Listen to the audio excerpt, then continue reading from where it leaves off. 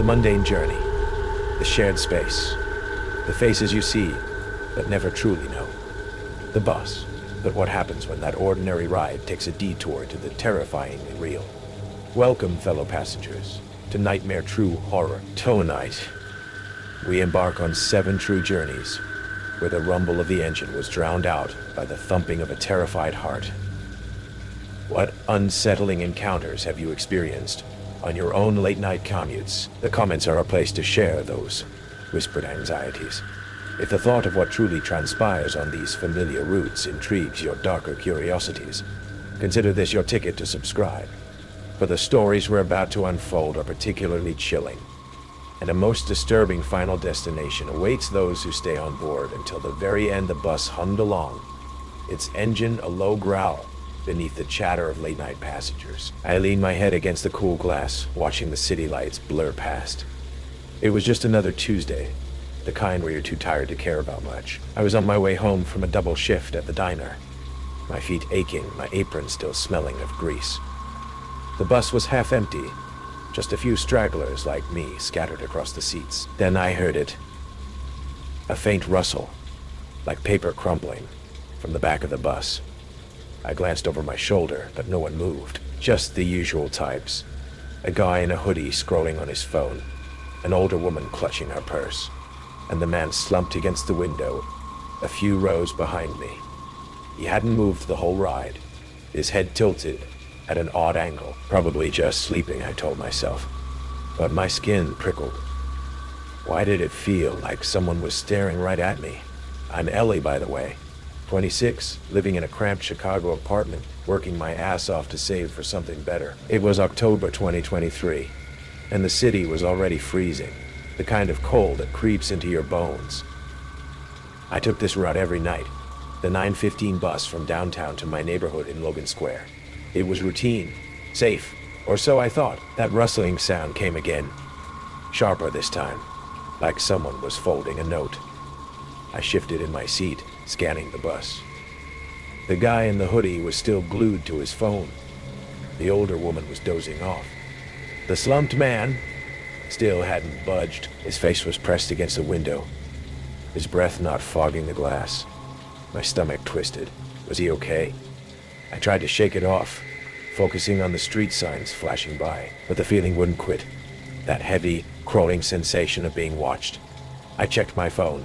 9:50 p.m., 5 more stops. I just needed to get home, lock my door, and forget this weird vibe. But then I noticed something in the reflection of the window. The slumped man's hand was curled in his lap, clutching something small and white.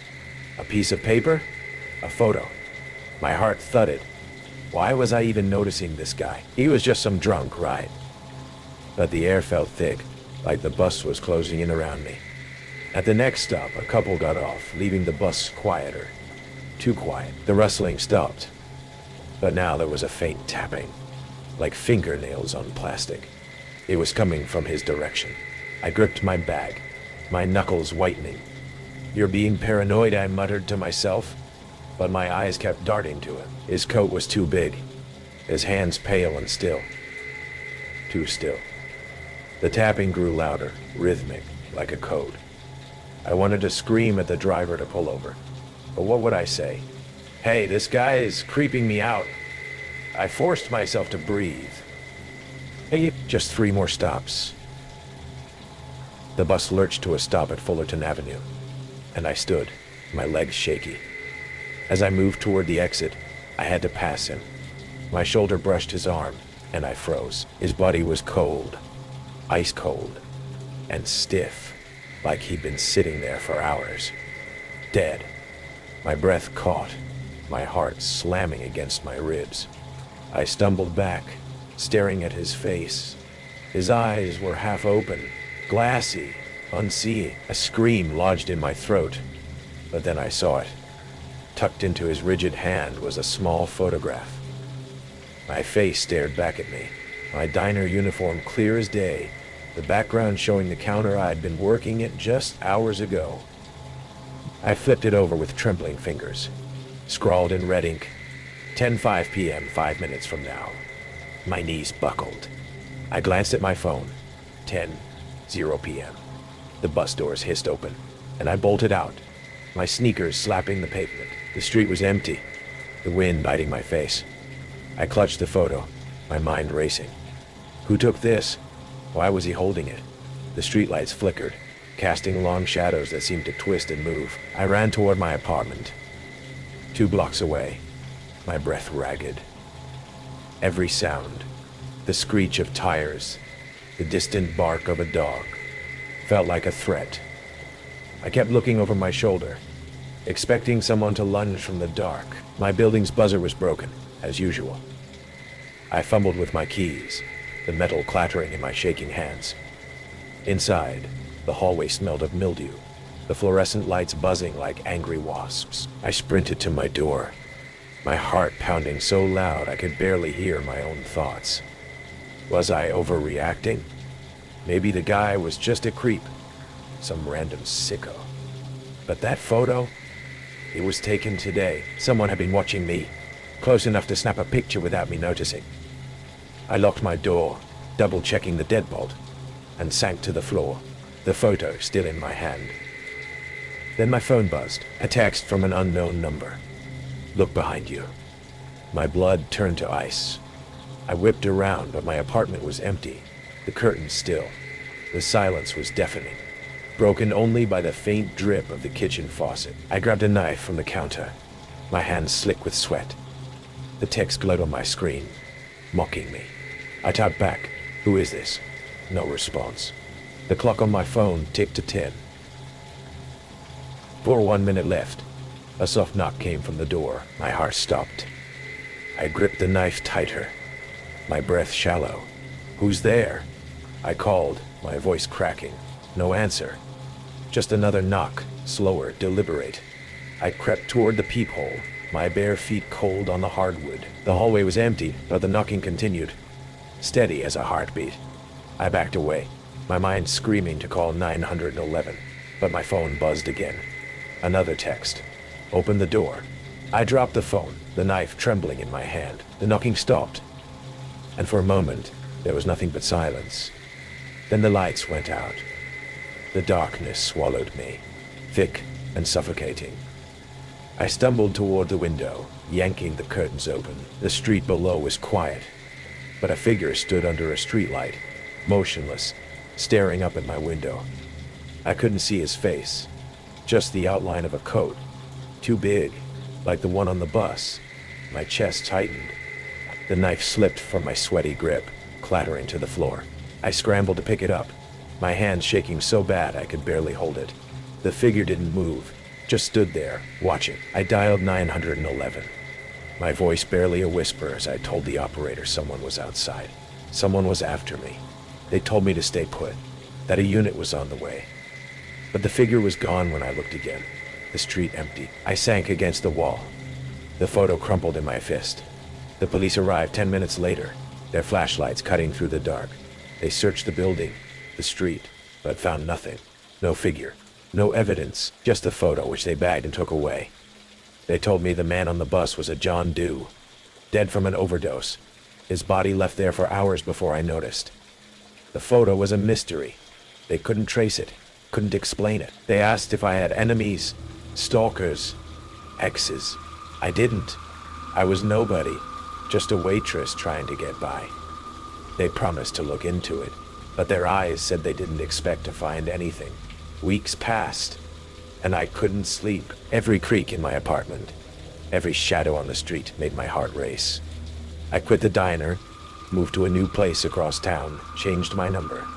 But I kept the curtains closed, checked the locks obsessively. The police never found who took the photo, never figured out why it was in his hand. They said it was probably a prank, a sick coincidence. But I know better. Someone was watching me that day, close enough to capture my face, close enough to slip that photo into a dead man's hand. Sometimes late at night, I hear that rustling sound again, like paper crumpling. I check my phone, my locks, my windows, and every time, I wonder if they're still out there, waiting for the right moment to finish what they started. The engines of fear never truly shut down, do they? If that ride left you unsettled, just wait until you hear what's coming next, because the road ahead is far from empty. The Route 47 bus wheezed to life outside the downtown Phoenix Transit Center, its diesel engine coughing black smoke into the desert night air. I climbed aboard, showing my pass to a driver I'd never seen before.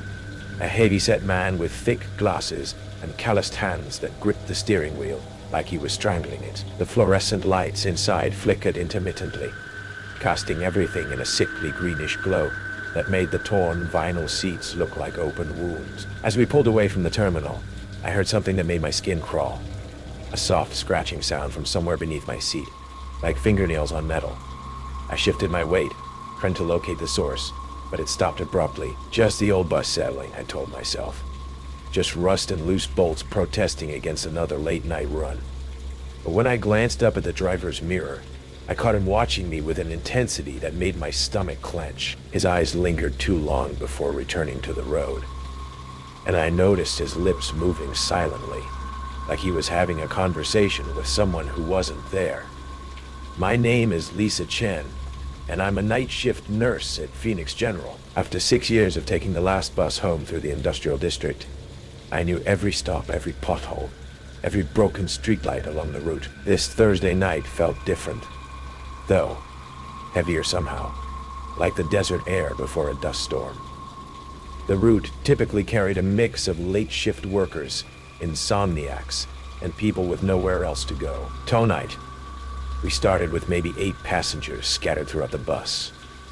An elderly man with a walker, 2 women in hospital scrubs like mine, a teenager with earbuds, and a few others I recognized as regulars. But as we moved through the stops, something felt wrong. At Central Avenue, 3 people got off, but nobody got on.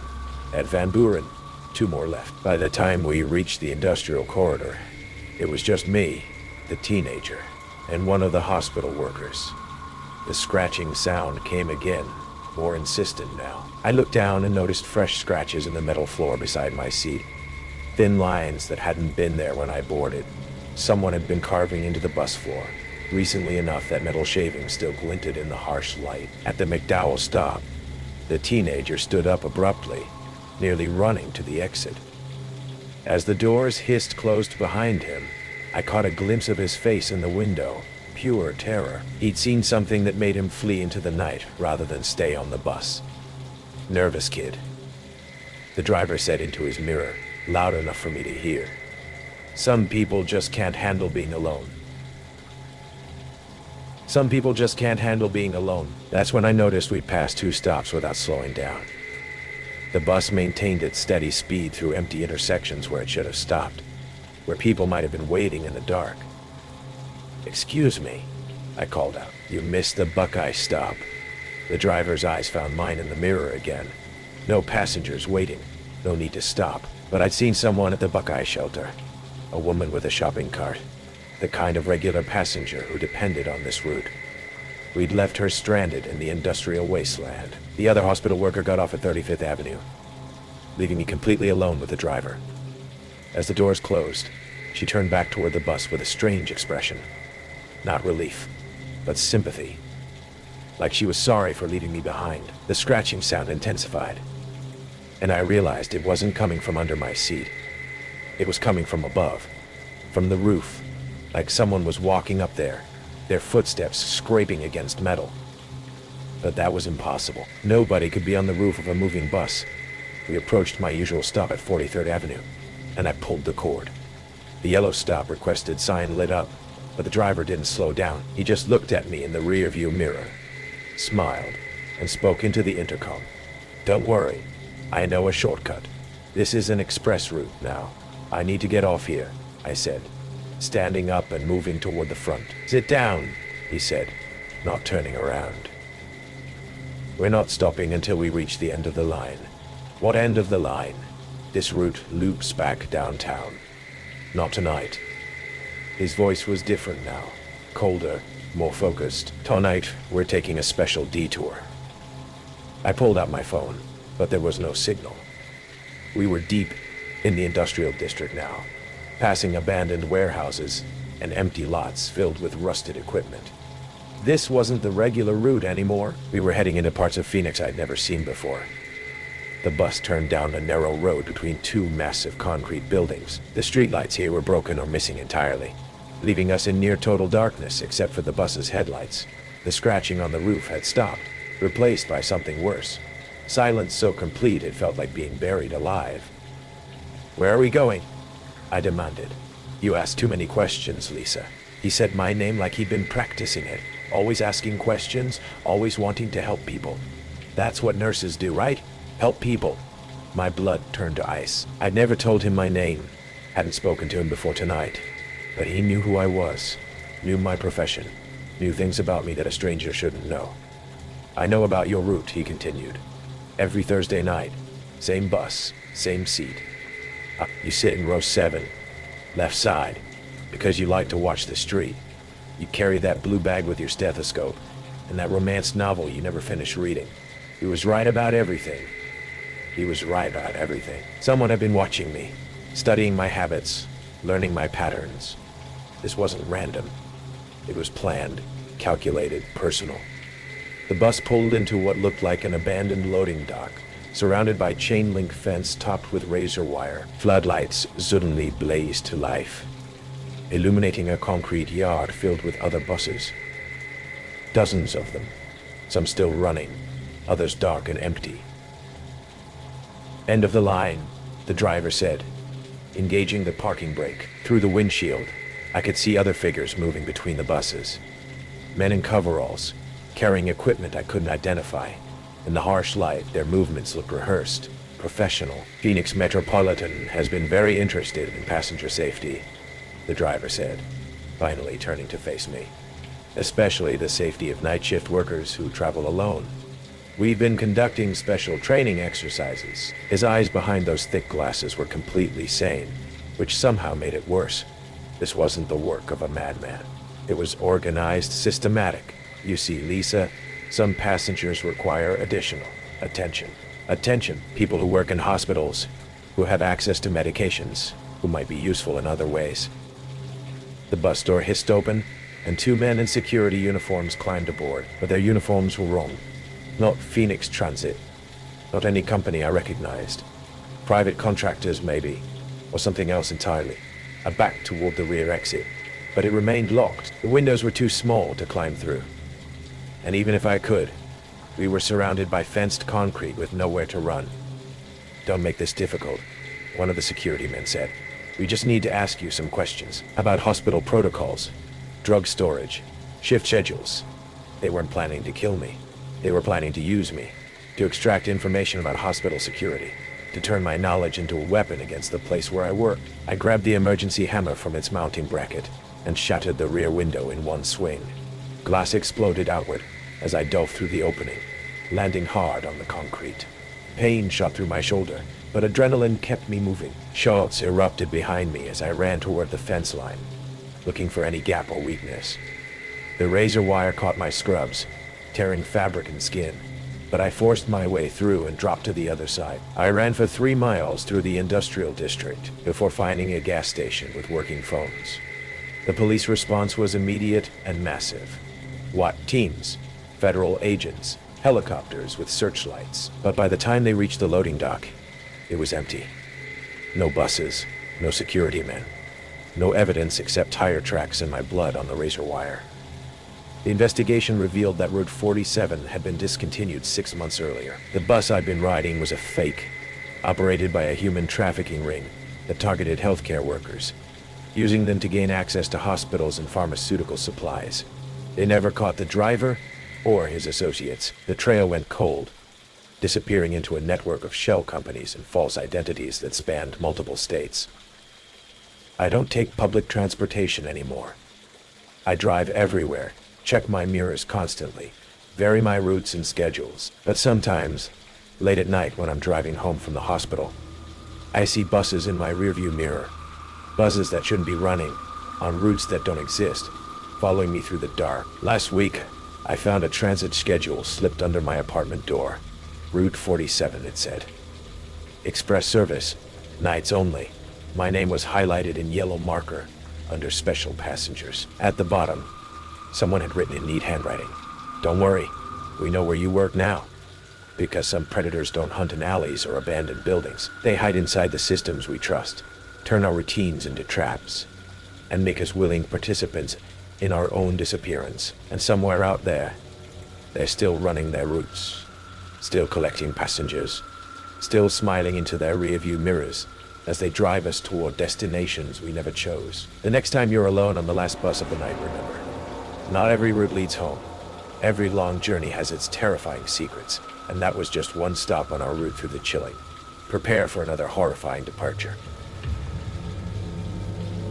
The late-night bus hummed through empty streets, its engine a steady drone beneath the patter of rain against windows. I pressed my forehead to the cool glass, watching neon signs blur past in streaks of red and gold. After another 12-hour shift at the hospital, the 47 Express was my lifeline home. Usually peaceful, predictable, safe. Tonight felt different. A subtle wrongness prickled at my neck as I gazed out at the city's reflection layered over the darkness beyond. The bus was nearly empty. An elderly man dozing near the front, a woman in scrubs 3 rows ahead, and someone behind me I hadn't bothered to notice until now. That's when I heard it, a soft electronic click like a phone camera. Then another. I dismissed it, assuming someone was texting or scrolling social media. But the clicking continued, rhythmic and deliberate. My shoulders tensed involuntarily. I'm Maya, 28, and I've taken this route home from Mercy General for 2 years without incident. As a night shift nurse, I've learned to trust my instincts about danger. Tonight, every instinct screamed that something was wrong. In the window's reflection, I caught sight of the passenger behind me. He wasn't looking at his phone screen or out the window.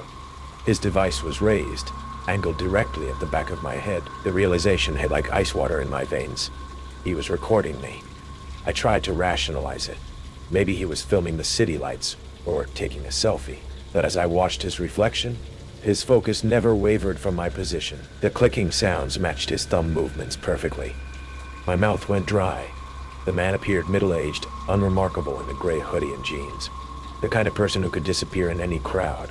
But his stillness was unnatural, predatory. He held that phone with the patience of someone who'd done this before. I shifted slightly, hoping to break his line of sight. Instead, our eyes met in the glass reflection. I expected embarrassment, an apology, some normal human response to being caught. What I got instead chilled me to the bone. He smiled. Not a sheepish grin or nervous laugh, but a slow, deliberate smile that never reached his eyes. Then he did something that made my blood freeze. He gave me a little wave with his free hand while continuing to record with the other. The gesture was so casual, so brazenly confident, it felt like a slap. He wasn't hiding anymore. He wanted me to know. The violation was the point. My heart hammered against my ribs as the bus rolled through another stop. The elderly man got off, leaving just me, the woman in the scrubs, and my stalker. The space felt smaller now, more isolated. My stalker. The space felt smaller now, more isolated. I fumbled for my phone, hands shaking as I tried to decide what to do. Call 911 and say what? That someone was taking photos on public transit? I knew how that would sound.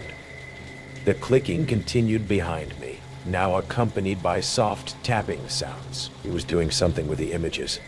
Editing them maybe, or worse. The woman in scrubs got off at the next stop. Now it was just us. I watched his reflection as he leaned forward slightly, adjusting his angle. The casual entitlement in his movements suggested this wasn't random. This was practiced, planned. How many other women had sat in this exact position, trapped and helpless while he collected his footage? 3 stops from home, I made my decision. I pressed the stop request button, my finger trembling. The little light illuminated, and I stood on unsteady legs. I didn't look back directly, but in the window's reflection, I saw him stand too. He was following me on. The bus doors hissed open, and I stepped into the night air, every nerve screaming. His footsteps echoed behind me on the wet pavement. I walked quickly, but didn't run. Not yet. The street was empty, poorly lit, lined with closed storefronts and dark alleys. "Excuse me," his voice called out, friendly and conversational. I kept walking, but he caught up easily, falling into step beside me. "I think you dropped this," he said, holding up his phone. The screen showed a photo of me on the bus, but it had been edited, enhanced. My face was clearly visible despite the angle, manipulated with disturbing skill. "I don't know what you're talking about," I managed, my voice steadier than I felt. His smile widened. "I think you do. I think you've known for a while." That's when I ran, my sneakers slapped against wet concrete as I sprinted toward the 24-hour diner on the corner. Behind me, I heard his laughter, low and pleased. He wasn't chasing me. He didn't need to. He'd already gotten what he wanted. I burst through the diner's glass doors, gasping. The fluorescent lights were harsh after the street's darkness. A tired waitress looked up from wiping tables. "You okay, honey? Can I use your phone? Please, it's an emergency." Through the window, I saw him across the street, partially hidden in shadows. Still there, still watching, still recording. The police came 20 minutes later, took my statement with professional skepticism. "Taking photos in public isn't illegal, ma'am. Without a direct threat or physical contact. They'd patrol the area," they said. "File a report. Recommend I vary my routine." I was the victim, but I was the one being asked to change my life. The man was gone by the time they arrived, vanished like smoke. But 3 days later, I found him online. Not his real profile, but a forum where men traded photos of unsuspecting women, bus passengers, coffee shop customers, women walking alone at night, all taken without consent, all reduced to objects for entertainment. And there I was, multiple angles from that night, tagged with a route number and time. Comments below discussed my appearance, speculated on my schedule, my vulnerability. I become content in someone else's sick fantasy. I reported the site, changed my shifts, started taking ride shares. But the damage was done. Every reflection now felt like a potential trap. Every stranger a possible predator. The city I'd loved became a maze of watching eyes and hidden cameras. Sometimes I wonder how many others he's collected. How many women have felt that same sick realization in a bus window's reflection? The casual cruelty of it haunts me. The way he turned my daily commute into his hunting ground, my privacy into his entertainment. And late at night, when I catch my own reflection in dark glass, I still see that smile lurking behind my shoulder, patient and predatory, waiting for the next victim to notice they're being watched. Because once you've been hunted, you never stop feeling like prey. And somewhere out there, he's still riding the night buses, phone in hand, collecting his trophies one reflection at a time. The echoes of that bus ride still haunt the empty seats. But there are more terrifying passengers waiting. Get ready for another true horror story from the road. The hiss of the bus's hydraulic brakes was the only sound that punctuated the monotonous drone of the engine. It was almost 11 p.m. on a Tuesday, and the number 9 route was a ghost line after dark, snaking through the quiet, tree-lined streets of the suburbs where porch lights blinked out one by one. I was 22, working a late shift at a downtown diner, and this was my nightly commute back to the sterile quiet of my small apartment. The bus was nearly empty. A bus was nearly empty. Just me, a tired-looking woman a few rows ahead, and the driver, whose eyes I only ever saw in the rearview mirror. As we pulled away from the curb at Elm Street, I heard it. A soft click, like a tongue clicking against the roof of a mouth, but sharper, more metallic. I glanced up. The woman was asleep, her head against the window. The driver was focused on the road. I dismissed it. My mind was probably playing tricks on me, worn out from a 10-hour shift. Still, a prickle of unease traced its way up my spine. The feeling of being watched. It's a primal instinct, isn't it? A holdover from when we were prey. You can't see the predator, but you feel its gaze burning a hole in the back of your neck. I subtly turned my head, scanning the street outside. Nothing but dark houses and the occasional passing car. I told myself I was being paranoid. The bus slowed for the next stop, Sycamore Lane. A man I hadn't really noticed before, who must have been sitting in the very back, stood up. He was unremarkable, middle-aged, gray jacket, a blandness that made him instantly forgettable. He lumbered to the front, avoiding eye contact with anyone, and stepped out into the night. The doors hissed shut, and as we pulled away, my eyes drifted to the seat in front of me. And that's when I saw it. Tapped to the worn vinyl of the seat back was a small folded piece of paper. It looked like a page torn from a pocket notebook. Curiosity got the better of my fatigue. My fingers, still greasy from the diner's onion rings, fumbled with the tape. It was surprisingly sticky, clinging to the seat. I finally peeled the note off and unfolded it. The handwriting inside was a messy, urgent scrawl. The ink slightly smeared. It was only 2 sentences, but the world tilted as I read them. The man who just got off at the last stop dropped this. He was watching you. He said he would wait for you at your stop. My blood went cold. Every nerve ending screamed. I slowly, deliberately lifted my head. Through the wide front window of the bus, I could see it. The soft glow of a single street lamp illuminating a simple glass shelter. My stop, and it was the very next one. My mind raced, a frantic scramble of disbelief and pure animal terror. A prank? It had to be a prank. Some sick joke. But who would? I looked around the bus again. The sleeping woman was still asleep.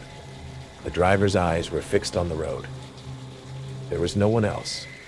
Who wrote the note? If the man who got off had dropped it, who picked it up? Who taped it to the seat for me to find? The logical answer was the only other person I'd seen get off the bus for the last 20 minutes. But he was the subject of the warning. So then, was the rider still on the bus with me? The bus rumbled on, each rotation of the wheels a tick of a clock counting down to my stop. Sycamore Lane. Then my stop, Oak Hill. It was a notoriously isolated stop, set on a long, quiet stretch of road, bordered by a dense patch of woods on one side, and a high fence for a new housing development on the other. At this time of night, it was a pool of light in a sea of darkness, the perfect place for an ambush. He said he would wait for you. I squeezed my eyes shut, trying to picture the man. Gray jacket. That's all I had. I had seen his face. He was just a shape, a ghost. The bus signaled its turn. My stop was coming up. My body screamed at me to do something, anything. I could stay on the bus, ride it to the end of the line, to the depot. That was the smart move. Safety in numbers, even if the number was just one bus driver. I took a deep breath, stood on shaky legs, and walked to the front, my heart hammering against my ribs like a trapped bird. I clutched the metal pole, my knuckles white. "You know what?" I said, my voice cracking. "I'm sorry. I may have missed my stop. I'll get off at the next one." The bus driver didn't even look at me. He just nodded, his eyes in the mirror seeming flat, empty. "Next one's the depot, miss. End of the line."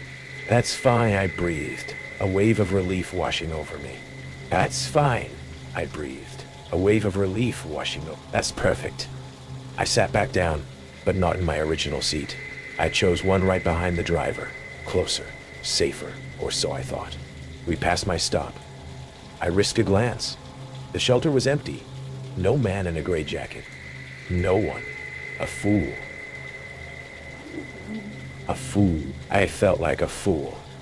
I'd let a stupid note, probably left by some bored teenager, turn me into a paranoid wreck. The relief was so intense it almost made me laugh. I could feel the adrenaline starting to recede, leaving a shaky, exhausted weakness in its wake.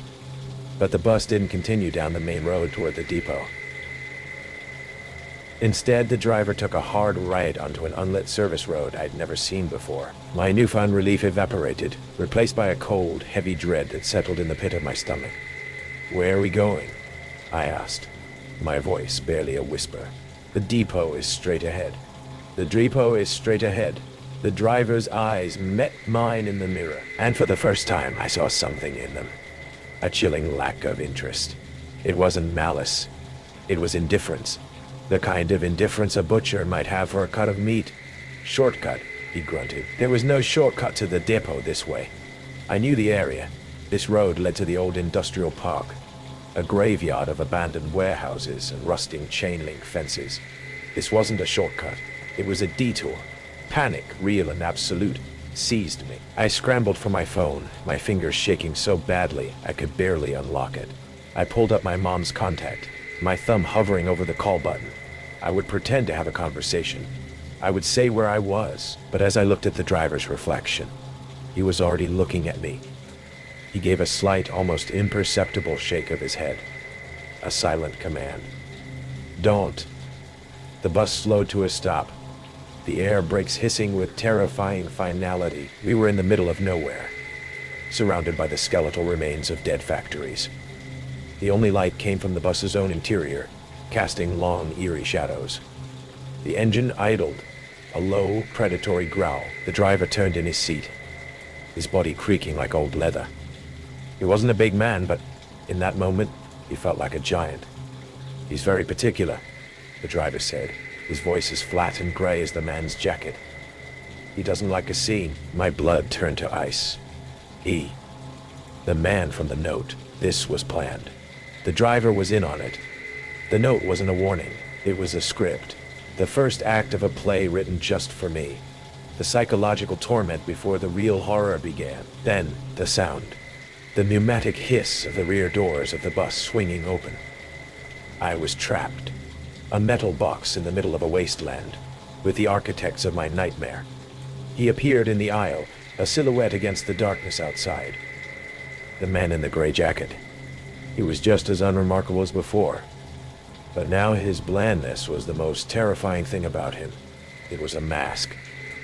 He walked slowly toward me, his footsteps echoing in the cavernous silence of the bus. He stopped a few feet away. I could smell stale cigarette smoke on his clothes.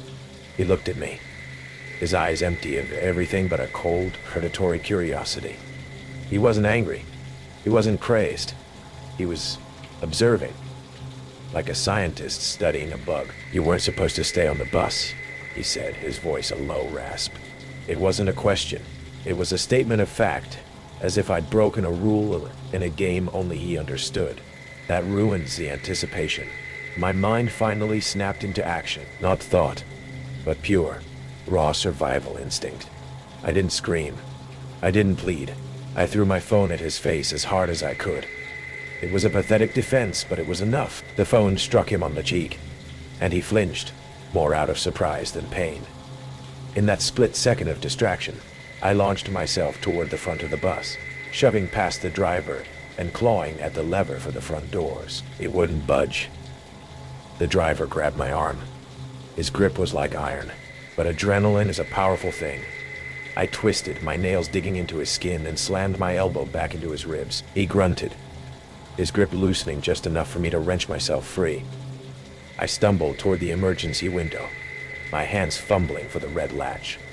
I pulled it, and the window popped open. I scrambled through the opening, my clothes snagging, my skin scraping against the metal frame. I fell onto the gravel outside, the sharp stones digging into my palms. I didn't look back. I just ran. I ran into the darkness, away from the pool of light, my lungs burning, the sounds of my own ragged breaths filling my ears. Behind me, I heard a door open and a voice, not shouting, but calm, almost conversational, call out into the night. "You can't run forever, Clara." He knew my name. The police found the bus an hour later, abandoned. They found my phone on the floor.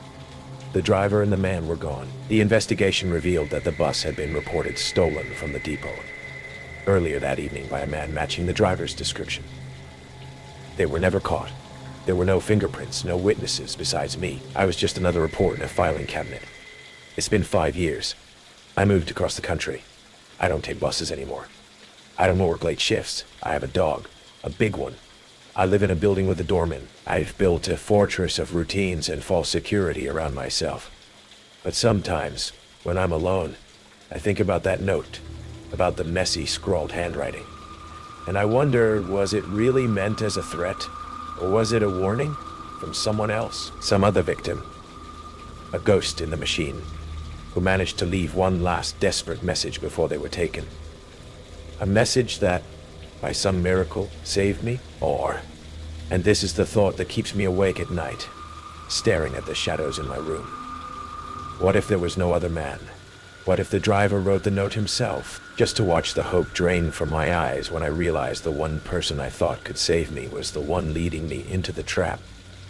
I never got an answer, But last week, I got a piece of mail at my new, unlisted address. It was a small, blank envelope. No return address. Inside, there was just a single, folded piece of paper, torn from a pocket notebook. On it were 2 words, written in that same messy, unforgettable scrawl. It's unnerving to think these incidents play out on ordinary bus routes. And believe me, the next stop on our tour of terror holds an even darker tale.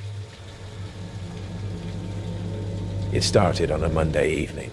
I remember vividly the gentle hiss of the bus doors closing behind me as I stepped into the warm glow of the interior lights.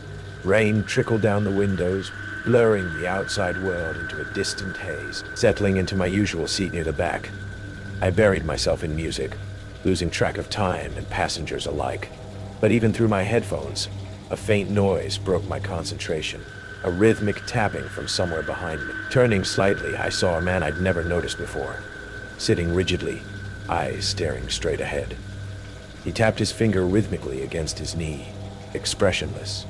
Maybe he was just nervous or tired. I shook off my unease, turning back to my phone, but an uncomfortable itch lingered at the back of my neck, like the feeling of being watched.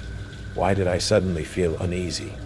I'm Emily, 25, living alone in a quiet suburb just outside Denver. It's a peaceful town, safe by anyone's standards.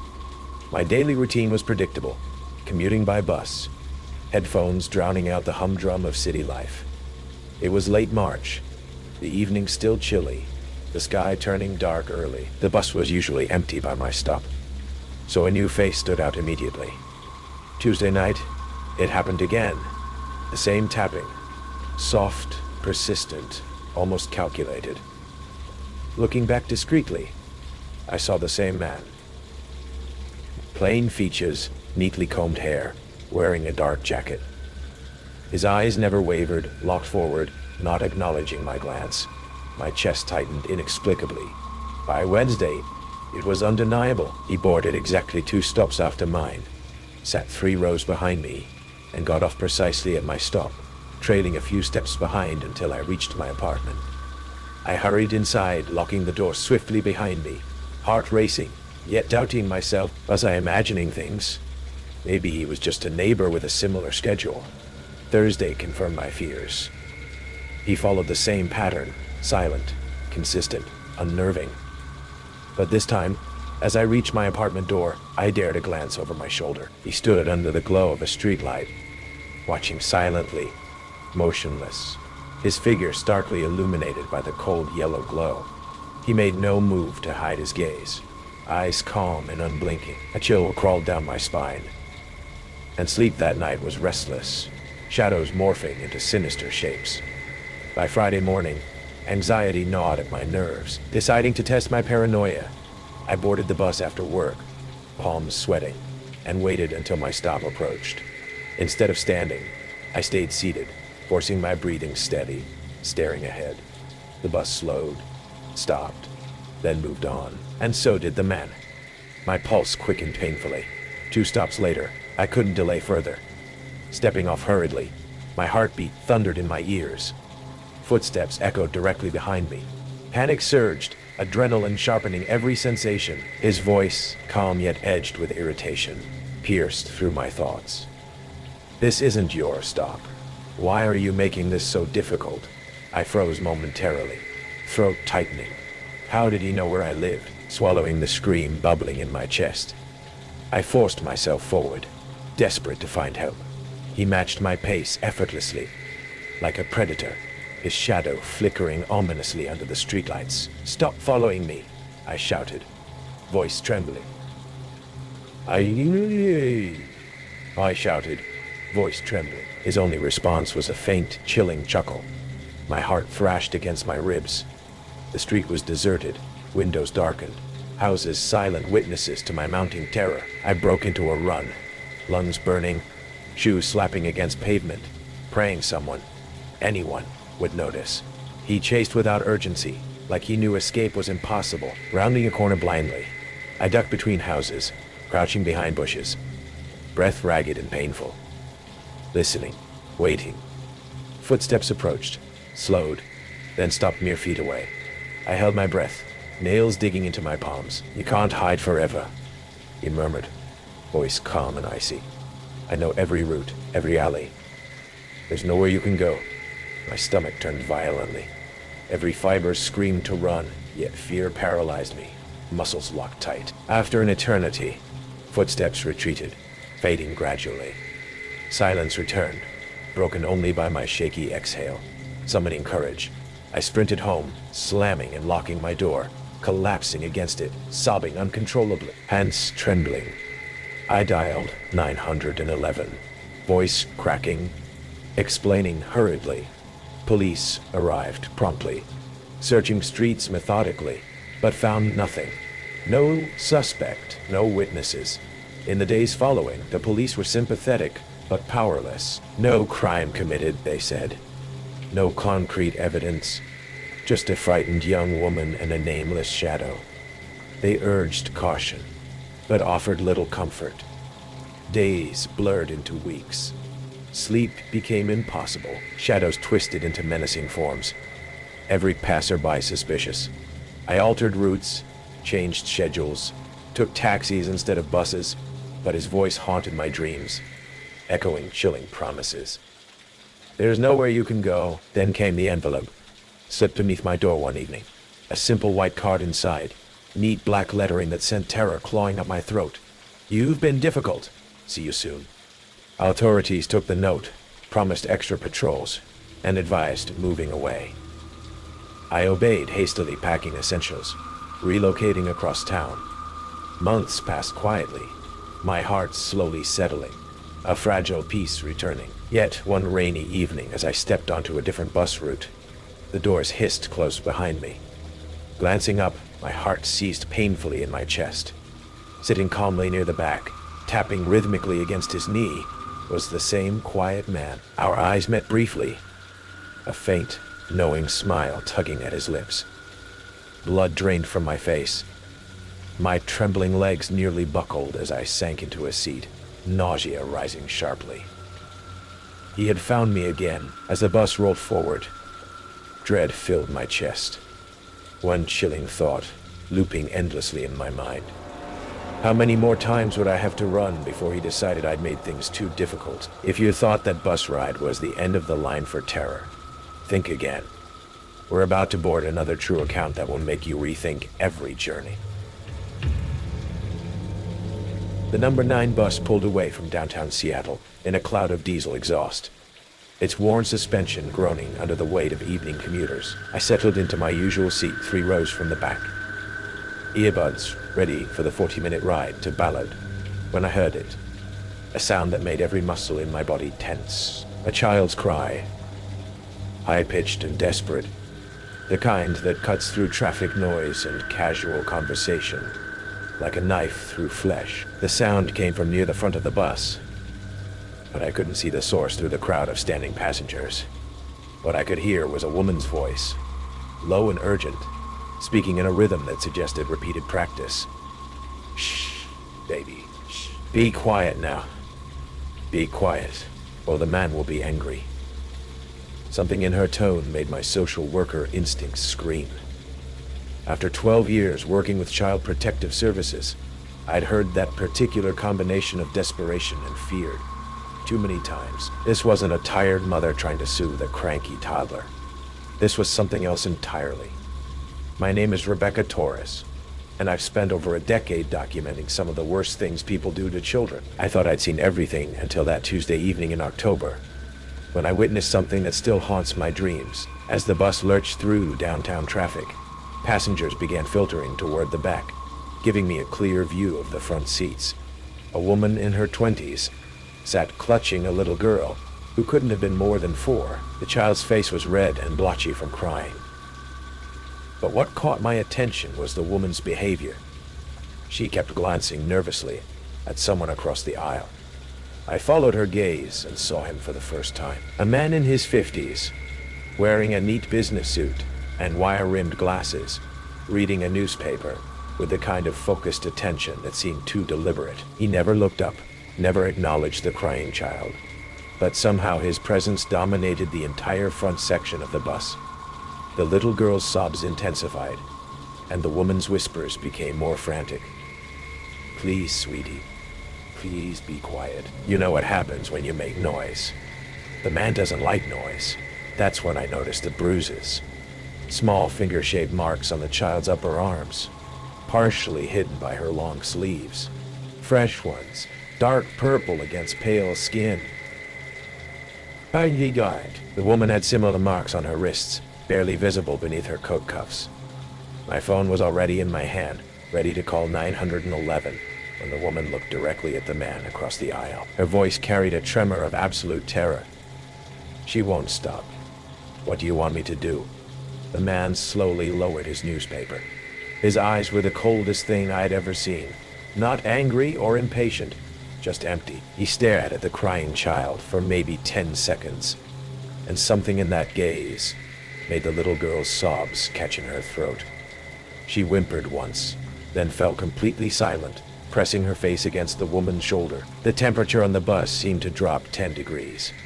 I watched the man fold his newspaper with mechanical precision, then reach into his briefcase. He pulled out what looked like a small electronic device, showed it briefly to the woman, then put it away. She went white, nodding quickly, and began stroking the child's hair with shaking hands. Good girl, the woman whispered. Such a good, quiet girl. The man is happy now. My training kicked in. I started documenting everything, taking photos discreetly, noting the time, the bus route, physical descriptions. The man wore expensive clothes, but no wedding ring. The woman kept checking her watch like she was following a schedule. The child hadn't made a sound since that stare, just trembled against the woman's chest. At the next stop, 3 passengers got off, but nobody got on. The man checked his phone, then looked directly at me in the reflection of the bus window. Our eyes met, and I felt a chill run down my spine. He knew I was watching. He knew I was documenting. The woman started whispering again, but now I could make out the words. Almost there, baby. Almost done. Then we can rest. Done with what? I tried to catch the woman's attention, to make eye contact, to silently communicate that help was available. But she wouldn't look at me. She kept her gaze fixed on the man, like a dog watching its master for commands. The bus turned onto Aurora Avenue, heading toward areas I knew were frequented by human traffickers. My worst fears crystallized. This wasn't domestic abuse. This was something much more organized, much more sinister. I texted 911, trying to send our location and description without being obvious. But when I looked up, the man was standing in the aisle, moving slowly toward the back of the bus, toward me. Excuse me, he said politely, his voice cultured and calm. I believe you dropped this. He held out a business card. I hadn't dropped anything, but refusing to take it would have caused a scene. The card was blank, except for a phone number and a single word. Shoes. I'm sorry, I whispered. Some situations require difficult choices, he said, sitting down across from me. You can choose to be helpful, or you can choose to be a problem. Problems get solved. The threat was clear. He was giving me a chance to walk away, to pretend I hadn't seen anything. The alternative was becoming another victim. The woman and child, I managed to say. They need help. They're getting help, he replied. They're learning valuable skills, contributing to society in important ways. The child will have opportunities most children never get. Travel, meeting interesting people, learning about the world. The words made my skin crawl. He was describing child trafficking like it was a career opportunity. I have to get off at the next stop, I said, standing up on shaking legs. Of course you do. He smiled, but it never reached his eyes. Everyone gets off where they're supposed to. I stumbled toward the front of the bus, passing the woman and child. Up close, I could see the little girl's face clearly, hollow cheeks, dark circles under her eyes. The 1,000-yard stare of a child who'd seen too much. The woman looked up at me briefly, and I saw a flicker of desperate hope in her expression. I mouthed help is coming and saw her eyes fill with tears. The bus pulled to a stop near the Aurora Bridge. I got off, immediately calling 911 on my actual phone, giving them the bus number, route, and detailed descriptions. But when the police intercepted the bus 20 minutes later, it was empty except for the driver. who claimed he'd never seen a woman and child matching my description. The investigation went nowhere. Both security cameras had mysteriously malfunctioned. The driver's log showed no irregular stops. The phone number on the business card led to a disconnected line. But 3 days later, I received a package at my office. Inside was a photograph of me getting off the bus, taken from inside the vehicle. On the back, someone had written, "Thank you for choosing wisely." 6 months later, a body was found in the Puget Sound. A young woman who matched the description of the woman from the bus. She'd been in the water for weeks, but the coroner found evidence of prolonged abuse and restraint marks on her wrists. They never found the child. I still take the bus to work, but I sit near the front now, where the driver can see me. I carry pepper spray and a whistle. I've memorized emergency numbers and learned to take pictures without looking at my phone. But mostly I listen. I listen for the sound of crying children and whispered threats. I watch for men with cold eyes and business cards with blank faces. I wait for another chance to choose, because next time, I know what I'll do. The thing about evil is that it gives you options. It offers you a way out, a chance to walk away, a business card with a single word that promises safety if you just don't get involved. But some choices aren't really choices at all. But they're tests of who you are when nobody's watching, when the consequences are real, when doing the right thing might cost you everything. I think about that little girl every day. I wonder if she's still out there, still being told to be quiet so the man won't be angry, still learning valuable skills from monsters who trade in small bodies and broken spirits. And I wonder how many other people saw what I saw, took that business card, and chose to look the other way. Because the most terrifying truth isn't that evil exists. It's that evil depends on good people making the wrong choice when it matters most. That was just one glimpse into the dark side of daily commutes. Are you ready for another unsettling trip? Are you ready for another unsettling trip? Because the next chilling true bus horror story is just around the bend. The sun beat down on the cracked asphalt of Highway 58, a lonely stretch of road that shimmered with heat haze. It was the summer of '98, and I was 19, thumbing my way west with nothing but a backpack and a naive sense of adventure. For 2 hours, the only company I'd had was the buzz of cicadas and the rumble of 18-wheelers that roared past, blasting me with hot, dusty air. My water was running low, and my optimism was running lower. Just as I was starting to think I'd made a terrible mistake, an old white bus came rattling into view. It was one of those short church buses, with the family of the new dawn painted on the side in faded blue letters beneath a crudely drawn rising sun. It pulled over, kicking up a cloud of gravel, and the door folded open with a weary groan. The driver was a man in his late 60s with kind, crinkling eyes and a welcoming smile that seemed to radiate genuine warmth. He wore a simple pastor's collar. "You look like you could use some salvation from this heat, son," he said, his voice a gentle, reassuring baritone. "Where are you headed?"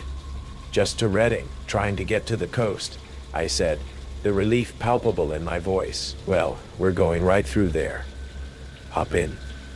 The Lord provides." I climbed aboard, grateful.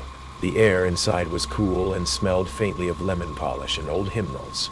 About a dozen people were scattered throughout the seats. They were all smiling, singing a soft melodic hymn I didn't recognize. It was peaceful, but as my eyes adjusted, a subtle wrongness began to creep in. Their smiles, they were too wide, too fixed, and their eyes, while looking right at me, seemed vacant, glassy, like the eyes of porcelain dolls.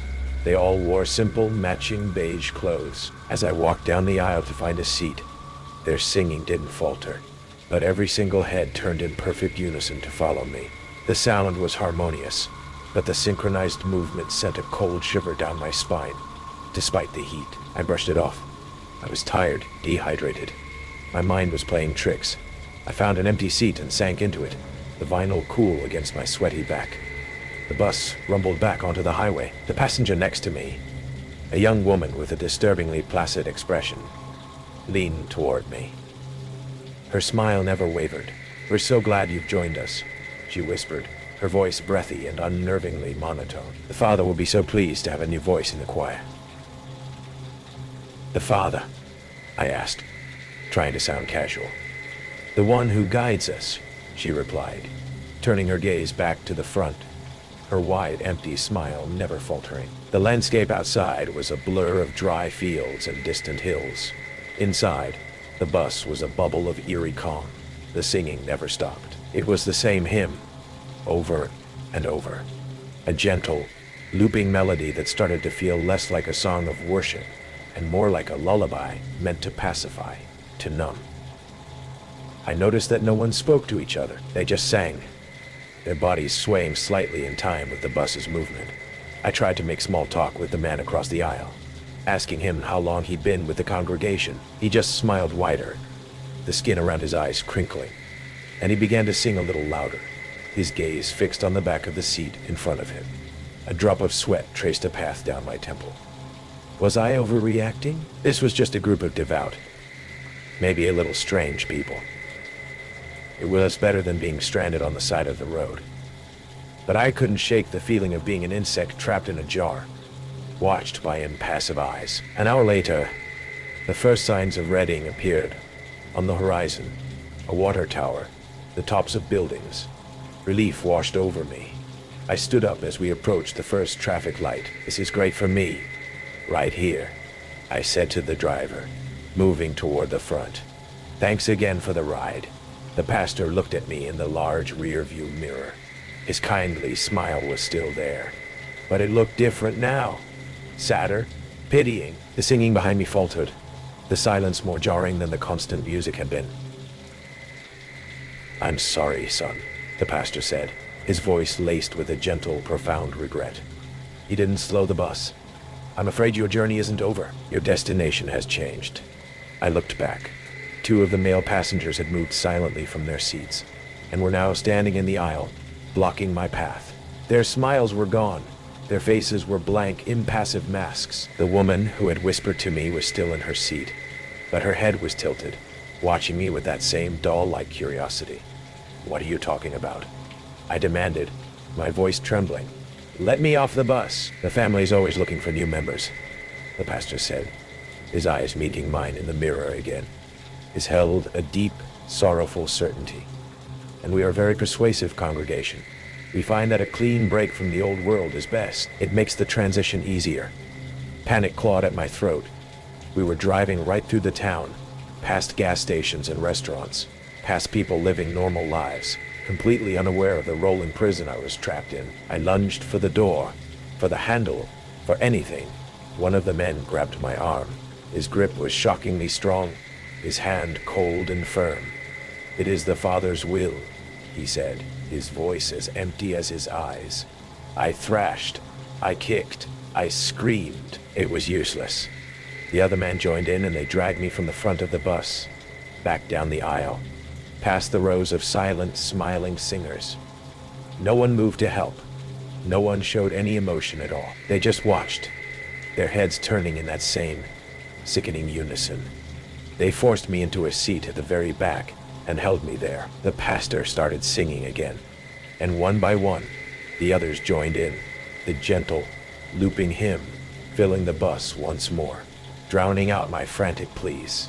We drove out of Reading and back into the empty, sun-bleached wilderness. They took me to their compound, a collection of stark white buildings surrounded by a high fence deep in the mountains. For weeks, they tried to break me. They used sleep deprivation, endless chanting, and discussions with the pastor that felt more like psychological dissections. They were never violent. Their cruelty was quieter, more profound. It was the complete erasure of self. They wanted to scoop out my mind and fill it with their song. My escape wasn't heroic. It was desperate and lucky.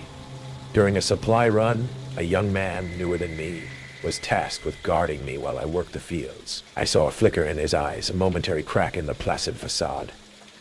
I don't know why. Maybe he saw the same terror in me that he was still trying to suppress in himself. When the others were out of sight, he looked at a loose panel in the fence and then looked at me.